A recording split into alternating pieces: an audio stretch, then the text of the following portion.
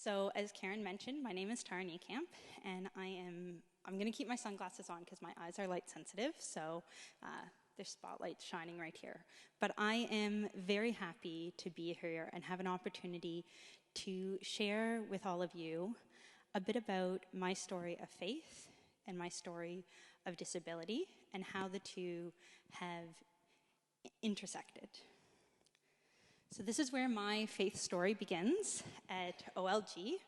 That's Our Lady of Grace, not Our Lady of Guadalupe. This is the church I was baptized in and the church I received my first communion in Aurora, Ontario.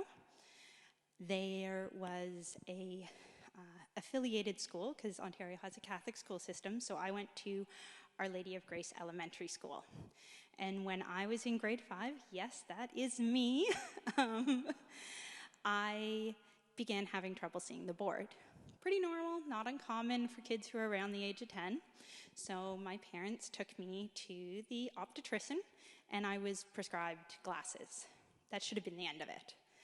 But in reality, this would be the beginning of my story and my journey with disability. I continued to have trouble seeing the board, and it was recommended that I go see an ophthalmologist, an eye specialist.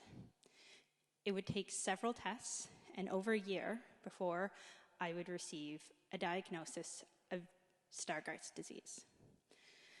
In that time, for completely unrelated reasons, my family moved from Ontario to Nova Scotia, so I received my diagnosis here at the IWK in Halifax.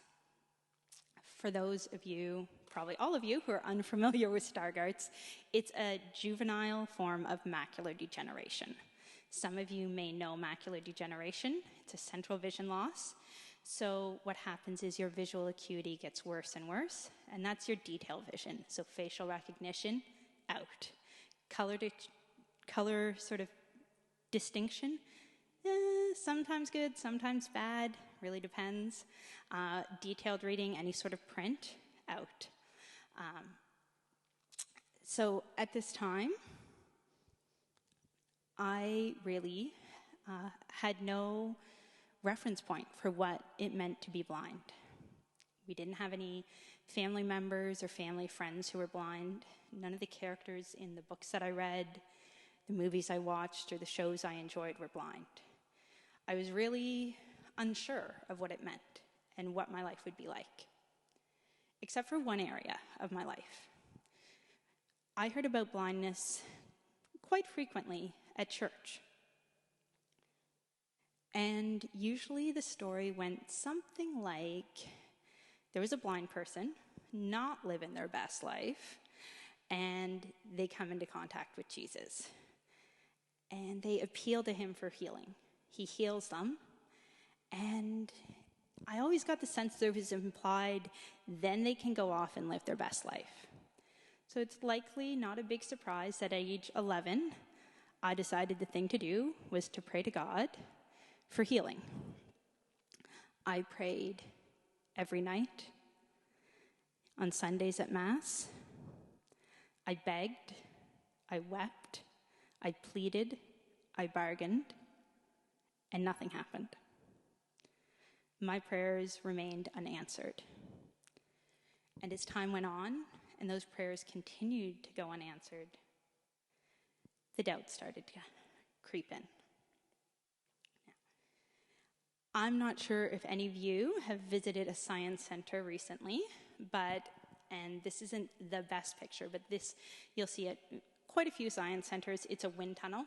So there's a small opening on the bottom, and kids or adults make little paper airplanes, and they put them in the bottom, and they swirl all around the tube, and then they shoot out the top.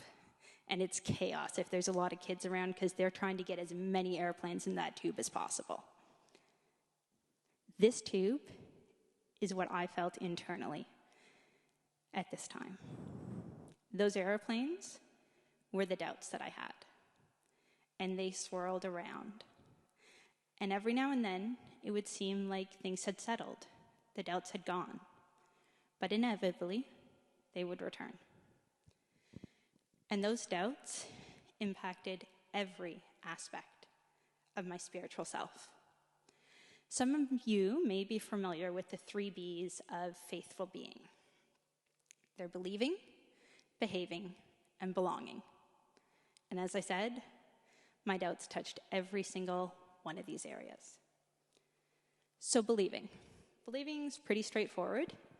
It's those truths that we hold in our hearts and we know to be true based on our faith. And I went right for the big one.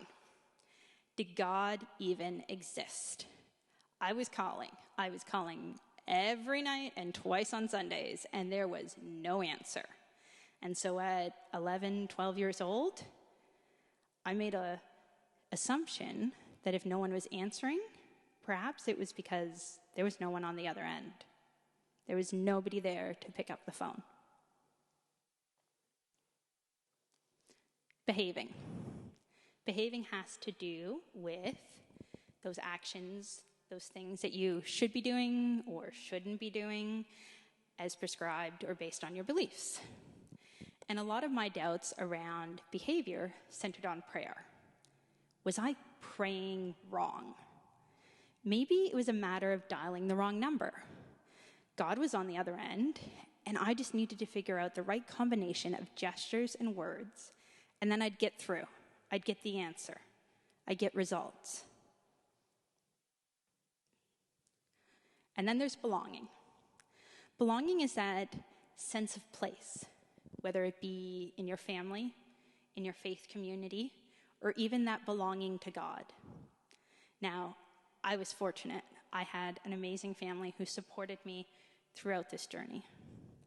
And I had a wonderful faith community. It seemed like everybody knew my father, so I was an automatic in. Now, you A+ students out there are thinking, okay, she listed 3 things and she's saying 2 are good. So that leaves one area left. And that was doubting whether I belonged to God, whether I mattered to him. Maybe I had the right number. Maybe my call was going through. And maybe he was on the other end. But maybe he was just choosing to ignore me. Maybe I was unimportant or unworthy of a miracle. Maybe I was lacking in some way.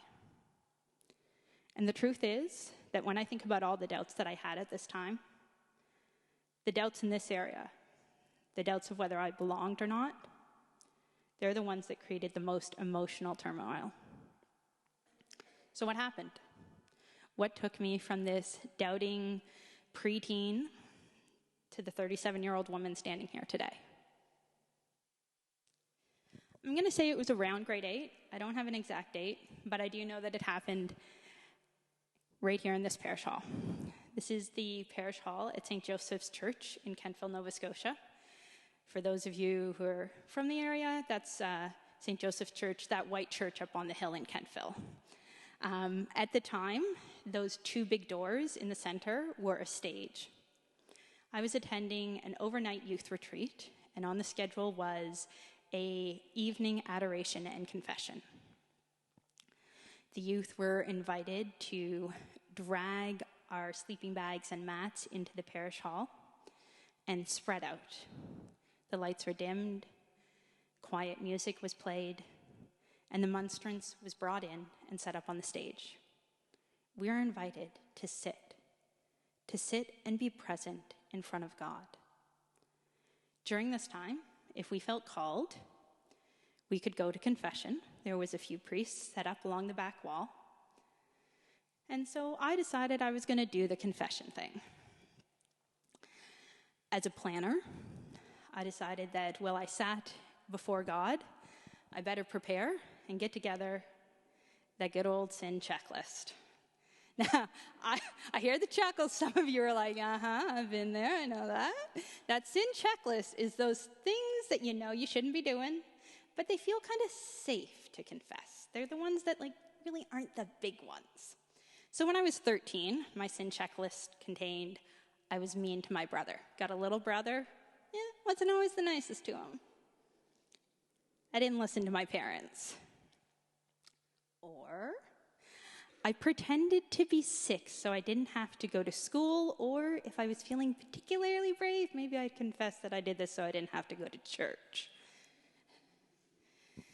So I noticed that one of the priests had an empty chair. There was no rush of teenagers going for confession.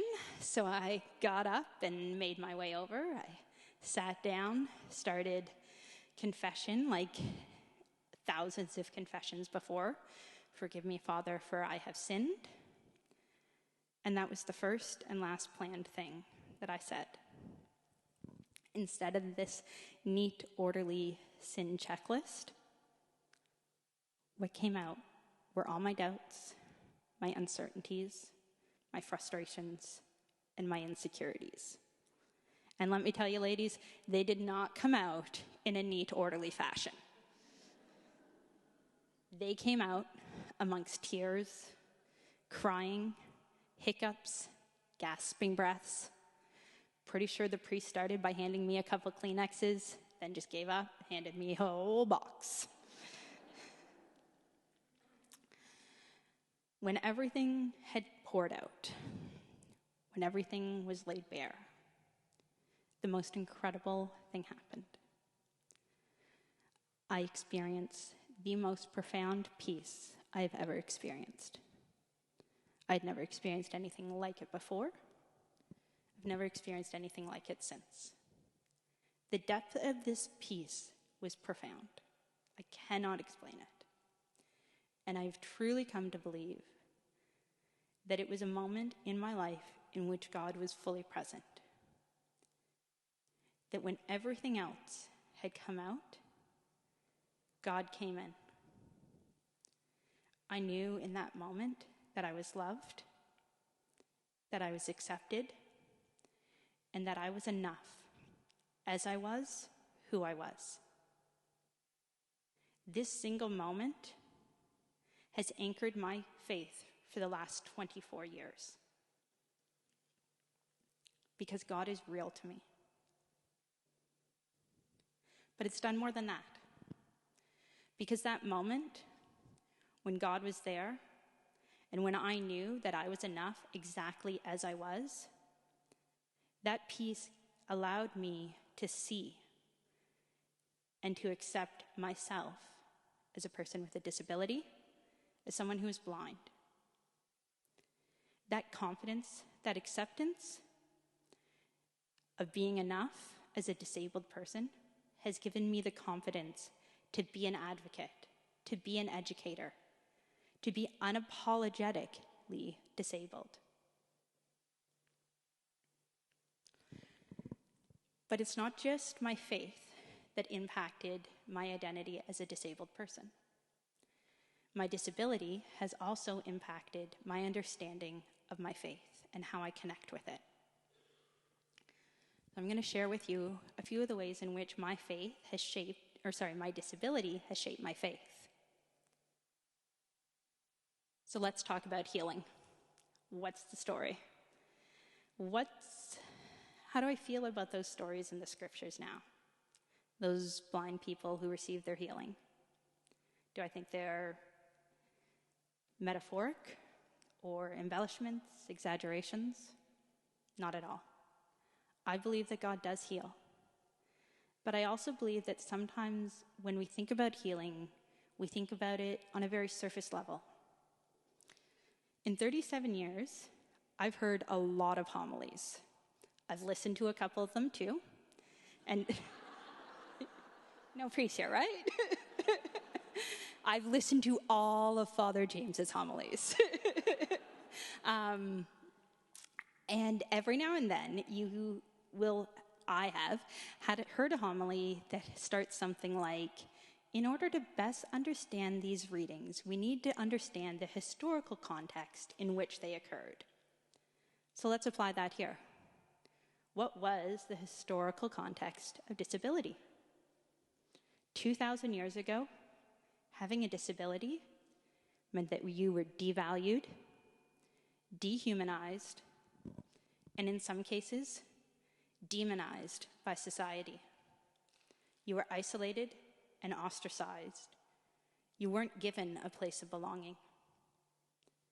And so when Jesus heals the physical, what he's really doing is providing an invitation, an opportunity Not just for those people to be healed physically, but for those people to find that belonging. He's inviting an opportunity to belong. It's that catalyst that allows us to open that invitation. We've come a long way in 2,000 years. Don't get me wrong, there's still lots of work to be done regarding disability. That's a whole nother talk. But it's not the same. I didn't need that physical healing to find a place of belonging. As Karen said, I've received 2 university degrees. I have a wonderful family. I've traveled. I volunteer. I'm engaged in my community. I have my belonging. 24 years ago, what I needed was for my heart to be healed. I needed to understand that who I was important. So when it comes to healing, I think sometimes we look on the surface at the physical, and we don't take enough time to look at the heart, at the true heart of the matter. Next is prayer. I'm going to take 2 seconds and just do a quick public service announcement here regarding prayer. This is something that's happened to me. It's something that I've heard from other people with disabilities. And that's that when someone sees your cane or learns of your disability, there's an automatic, I'll pray for you. Now, I want to be very clear. There's nothing wrong with praying for disability or for healing.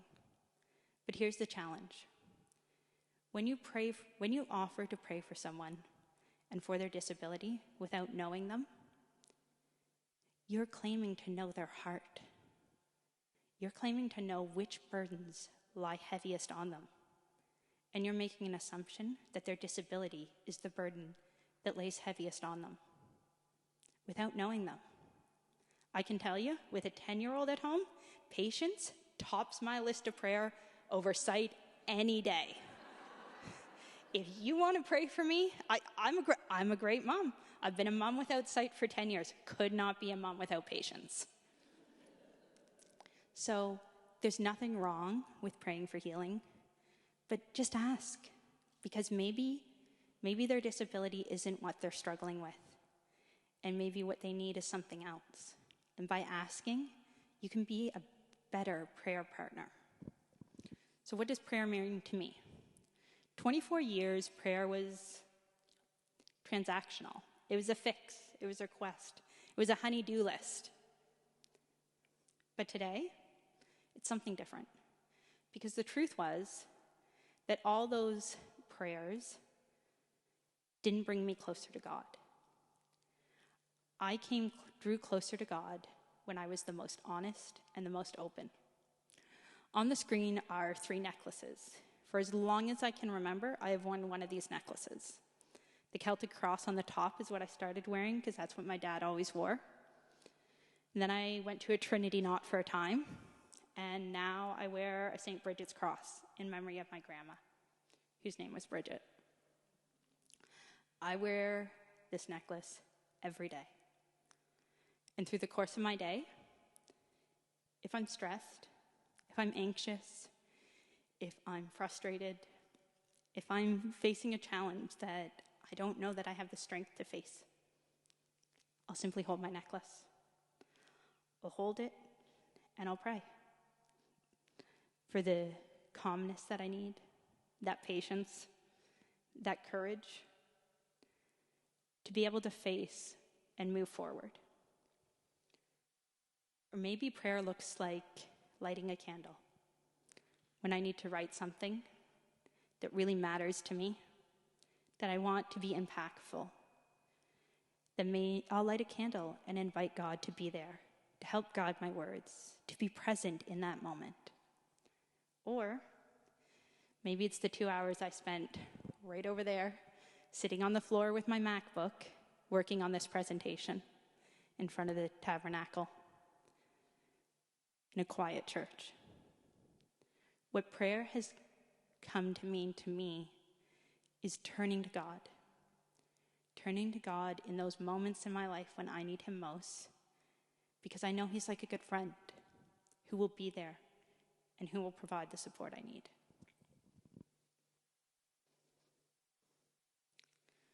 Final area, I hope I'm doing okay for time, is the gospel. We all come to the gospel with our own lived experiences, our own baggage. And a lot of times, what we bring to the reading of the gospel, the lens that we read it through, impacts what we take away from it, how we understand it. Easter's just passed, and just prior to Lent, I began to reflect on the Passion, but not just the way I usually have. I began to really reflect on it through the lens of disability. And I realized, man, there's a lot of parallels here. As a disabled person, I've been in a lot of the places Jesus was during the Passion. I knew something was going wrong before everybody else around me. I was shuffled from authority figure to authority figure, waiting to figure out what was going to happen. In Jesus' case, it was legal system. In my case, it was the medical system. I spent a period in the garden, agonizing, praying for that cup to not be my responsibility, to not be my path. And I accepted that cup. I accepted it. I took on that cross. And I've walked that road. And sometimes, I won't lie, having a disability, it's crushing. It's a burden that weighs you down, that causes you to stumble. And you can never put it down. You can never take a break from it. But here's the thing. As Catholics, we don't just believe in the struggle the cross brings. We believe that cross brings new life, that it transforms. And disability does that too. It's changed my life, and brought things into my life that I would have never had. I met my husband at a summer camp for people who were blind. He's from Saskatchewan. Pretty sure we would have never met otherwise.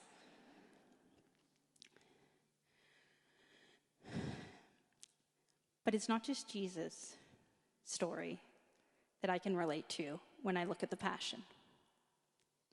There's the people around Jesus, those secondary characters. And I've encountered those individuals too. There's the soldiers or the crowd. Those soldiers who add more suffering, that make your struggles harder. In grade 7, as the class was filing out and I was finishing my work, I was bent over because at that point I could still see print of I was close enough.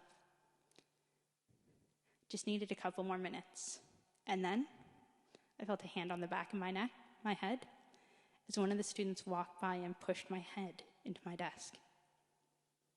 And I'd like to say that this is uncommon or an isolated incident, but I've heard similar stories, from other students, from friends who are blind, that don't even live in this province. I've encountered crowds.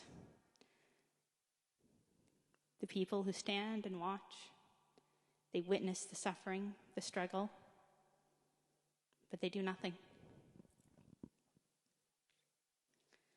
Then there's Simon of Cyrene. Simon, the man who helped Jesus carry the cross, who shouldered that burden. But as someone with a disability, I see Simon a little bit differently than the way I hear him talked about. Because this is one thing that I've never really heard addressed. And that's that Simon didn't make that decision. The soldiers compelled Simon to help Jesus carry the cross. I've been there too. I've been in those places where assistance is given not because someone wants to, but because they've been told they have to. And I've never turned that assistance down, because when you're struggling, assistance is assistance. and you need it. But it does make you feel a little bit like a burden. Makes you feel a little guilty sometimes. And in some cases, it can make you feel a little reluctant to ask for help the next time.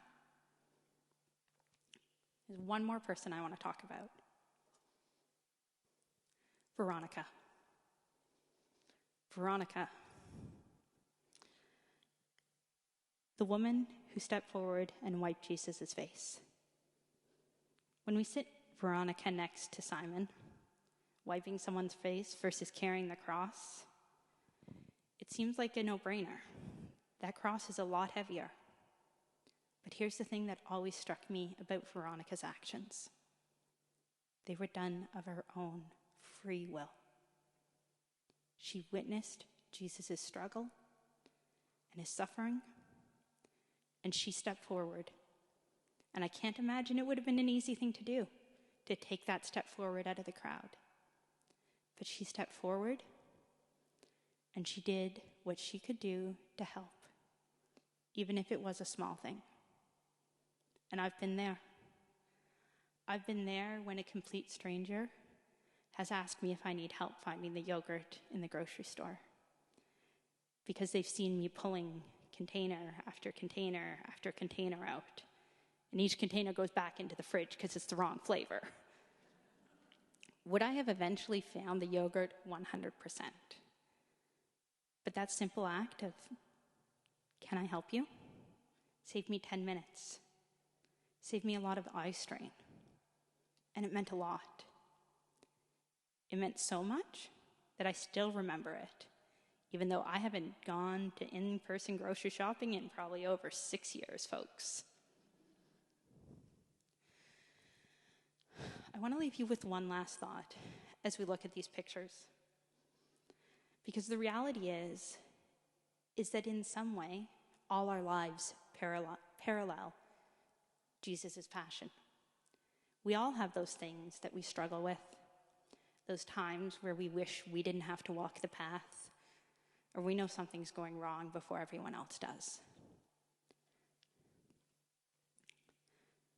For me, I see myself in Jesus' path, I see myself in Jesus' story. But in every other story, in every other person's life, I'm not the Jesus of that story. I'm one of these 4 people. I'm a secondary character. And so the question becomes, am I the person that adds to the suffering? Am I the person that witnesses it and ignores it? Do I help, albeit reluctantly? Or do I do what I can, even if it's a small act, to provide help, to help make that struggle a little less? I want to thank all of you for giving me the opportunity to come and speak a little bit about my journey with disability, my journey with faith. I especially want to thank 3 people, Martha, Mariana, and Allison. These 3 ladies gave me an opportunity to share my story with them. It's in their listening and in their support that I then reached out to Karen to share my story with her, which is what led me to being here today. They also supported, encouraged me as I prepared for this presentation. So I just want to say thank you, ladies, and thank all of you for listening. I hope that these words have touched your hearts in some way, and I will be around afterwards if anybody wants to talk about disability or sight loss or faith and how the 2 interconnect. I'm going to be here staying for 4 o'clock Mass, so just grab me out in the lobby.